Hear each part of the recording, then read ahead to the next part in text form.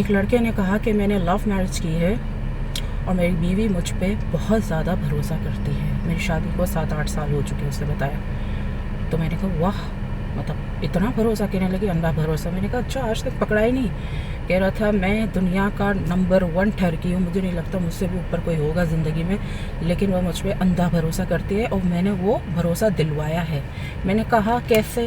مثلاً کہنے لگا میرے پاس ایک ہی فون ہے. کہہ رہا میں نے 2 فون نہیں رکھے, جیسے لوگ ہوتے ہیں نا, ایک آفس میں رکھتے ہیں, چٹ چیٹ کے لیے باہر رکھتے ہیں گرل فرینڈس کے لیے, اور فیملی فون الگ رکھتے ہیں. کہہ رہا میں نے ایک ہی فون رکھا ہے. میں کیا کرتا ہوں, میں نے سوشل میڈیا پہ اپنی ساری آئی ڈی بنائی ہوئی ہے الگ نام سے. میں گھر جاتا ہوں, وہ ساری ایپس کو انسٹال کر دیتا ہوں گھر جانے سے پہلے. پھر جب میں باہر نکلتا ہوں, میں دوبارہ وہ ایپس کو انسٹال کر لیتا ہوں, بات چیت شروع کر دیتا ہوں, جو بھی میں نے کسی بھی ملک کی لڑکیاں آنٹیاں پھنسائی ہوئی ہیں. تو کہہ رہا تھا میرا اس طریقے سے سسٹم چل رہا ہے کافی سالوں سے. جب میں نے اس سے لو کا ناٹک کیا, اس وقت بھی میں دوسری لڑکیوں سے باتیں کرتا تھا, کیونکہ یہ دوسری ساری لڑکیوں سے مجھے شریف لگی, تو اس لیے میں نے اس سے شادی کی اور اپنی شرافت کا ناٹک کیا.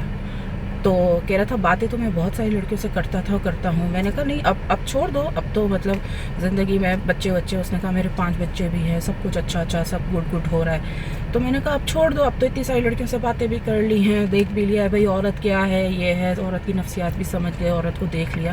کہہ رہا تھا نہیں, میں زندگی میں کھانا پینا چھوڑ سکتا ہوں, لیکن میں عورت کا نشہ نہیں چھوڑ سکتا. تو کہہ رہا تھا میں نے عورت کو پڑھ لیا ہے, عورت پھنستی کیسے ہے اور اس کا بھروسہ کیسے جیتا جاتا ہے. تو کہہ رہا تھا مجھے نا آپ کے گروپ میں بھی آنا ہے. تو میں نے کہا میرے گروپ میں آ کے کیا کرنا ہے, آپ کی مینٹل ہیلتھ تو ویسے ہی ٹھیک ہے, شادی آپ کی ہو چکی ہے, تو پھر کیا کرنا ہے. کہنے لگا نہیں, کبھی کبھی ایسا ہوتا ہے نا کہ انسان جو ہے وہ جو ان کی اپنی فیمیل فرینڈس ہوتی ہیں وہ صحیح بات نہیں کر رہی ہوتی, یا ہمارا جو دکھ درد ہوتا ہے وہ شیئر کرنا ہوتا ہے, مطلب ڈپریشن وغیرہ ہوتا ہے, تو اس لحاظ سے میں بھلے کوئی میل فرینڈ دیکھ لوں گا, ایسا نہیں ہے کہ فیمیل ہی ہو, لیکن کہتا ہے ڈپریشن وغیرہ ہوتا ہے تو کچھ ایسی باتیں ہوتی ہیں جو مطلب ہم اپنے جان پہچان کے لوگوں سے نہیں کر سکتے. جو میری آن لائن فرینڈس ہیں جس سے بھی یہ باتیں کرتا ہے, فیس بک پہ, ٹک ٹاک پہ, کہیں بھی الگ جگہ, ہر جگہ پہ اس نے اپنے اکاؤنٹس بنائے ہوئے ہیں الگ نام سے. تو کہہ رہا تھا وہ میرے بارے میں جانتی ہے. اب میں جو ہے نا اپنا مینٹل ہیلتھ کے لیے کوئی پارٹنر دیکھ رہا ہوں, وہ ایک الگ ہو, مطلب جو باتیں ان سے کروں گا وہ اس سے نہیں کروں گا, اس سے وہ سمجھ رہے. اس نے اپنی زندگی میں اس طریقے سے پورے ایک کیٹیگریز بنائی ہوئی تھی کہ یہ رشتہ وہاں نہ مکس ہو, وہ الگ وہاں مکس نہیں ہو. اس نے پورا اپنی زندگی کا ایک الگ سسٹم بنایا ہوا تھا.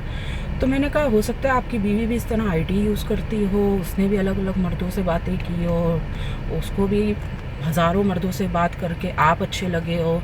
تو کہہ رہا تھا نہیں وہ ایسی نہیں ہے, نہیں وہ ایسی نہیں ہے. میں نے کہا آپ کو کیسے پتا؟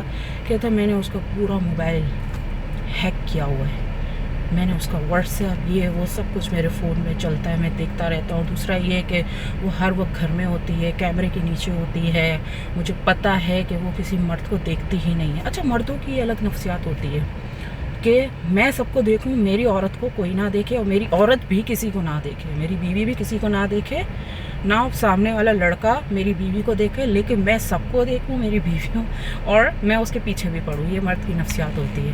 اس نے کہا کہ بس میں جو ہے نا ہر وقت اپنا ریلیشن شپ اور دوستیاں وغیرہ چھپا کے رکھتا ہوں, کیونکہ جس دن اس کو پتہ چلا نا, وہ اپنے آپ کو نا کھلا ڈلا چھوڑ دے گی, وہ لڑکوں سے باتیں کرے گی, دوستیاں کرے گی نا. بس مجھے اسی چیز کا ڈر ہے نا کہ میرا راز کھلے نا.